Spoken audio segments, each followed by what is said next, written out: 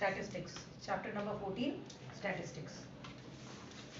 Students, as we all know, due to the corona COVID-19, we are not able to take the lectures regularly at my home. So from today, I am planning to take all my lectures at home, but you all have to sit home and you have to regularly sit at 2 o'clock, 2 to 3:30 for listening my regular lectures.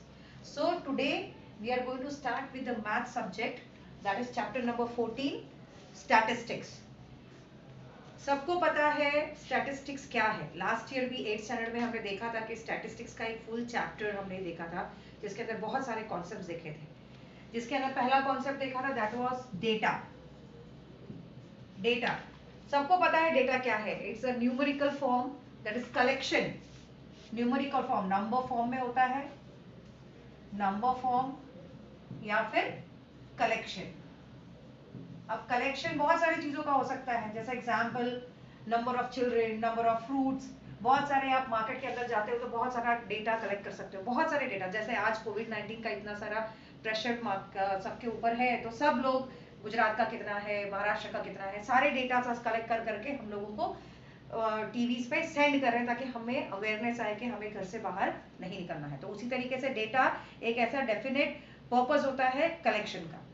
Second आता है that is what is statistics. सबको पता है कि statistics क्या है. Statistical भी एक तरह का ऐसा फॉर्म है जिसके अंदर हम डेटा को कलेक्ट करते हैं, लेकिन इसमें सबसे ज्यादा जरूरी है कि जब हमारे पास एक रॉ डेटा आता है. रॉ डेटा मतलब क्या, जैसे कि हमारे पास सब लोग हैं, अच्छे भी हैं, बुरे भी हैं, क्रिमिनल्स भी हैं, बीमार लोग भी हैं, लेकिन उसमें से हमें करना क्या होता है स्टैटिस्टिक्स फॉर्म में कि चीजों को एनालाइज करना, डेटा को अलग अलग फॉर्म्स में डालना. जैसे कि अगर आप स्टैटिस्टिकल फॉर्म में अगर देखेंगे तो स्टैटिस्टिक्स किससे डील करता है, डील विथ, सबसे पहला वर्ड आएगा डील विथ द कलेक्शन, कि हमने क्या कलेक्ट किया हुआ है. सेकेंड वर्ड आता है that is organisation. Organisation. Third word आता है drawing of, sorry organisation, then it comes analysis. उसके बाद आएगा analysis and the last word it is interpretation. Interpretation from the data, interpretation of data.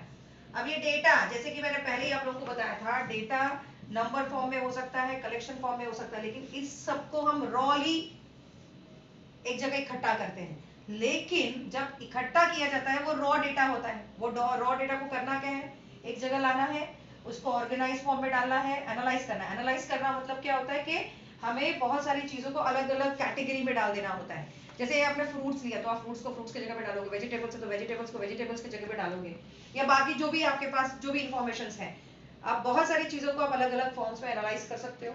And interpretation of the data. Interpret करना मतलब क्या होता है, इंटरप्रिटेशन मतलब हमें लगता है कि ये इसमें ज्यादा जरूरी है, इसमें इंपॉर्टेंट है, तो उस डेटा को उस डेटा फॉर्म में डाल दिया. तो what is statistics. Statistics always deals with the collection, organisation, analysis and interpretation of the data. Now may I have the least copy of statistical educational statistical of India. I like to study statistics because it is used in day to day life. अब देखिए यहाँ पे जो text book में लिखा था वो पढ़ा मैंने. तो स्टैटिस्टिक्स जो है वो एजुकेशन में हर जगह पर यूज होता है, हमारे डे टू डे लाइफ में हर जगह पे यूज होता है. यानी आज हम लोगों को ये देखना है कि डेटा कलेक्शन जो है ये हम क्यों करते हैं और इसका यूज क्या है. सबसे पहले हम लोग देखेंगे कि प्रेजेंटेशन हम किस तरीके से कर सकते हैं डेटा को. प्रेजेंटेशन सारे स्टूडेंट्स जो देख रहे हैं वो लोग ध्यान रखें कि स्टैटिस्टिक्स का डेफिनेशन आपको कंपलसरी लिखना है कि deal with collection, organisation, analysis and interpretation of the data, और उसको याद भी करना है. Now we will start with the next topic that is presentation of the data.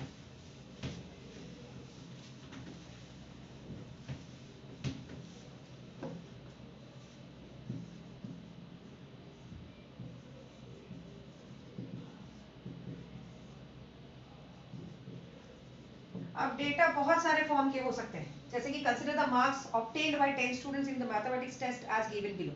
ये रॉ डेटा है. जैसे कि मैथ्स में कुछ बच्चों ने मार्क्स स्कोर किए हैं, 10 स्टूडेंट्स के मार्क्स दिए हुए हैं, 10 स्टूडेंट्स।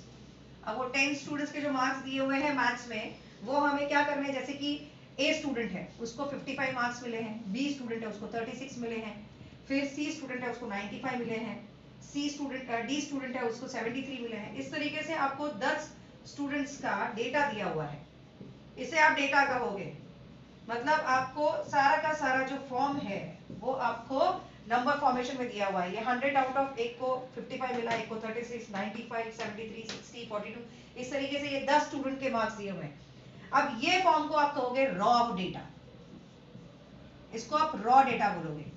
ये जो मार्क्स जितने दिए हुए हैं इसको आप क्या कहोगे, रॉ डेटा।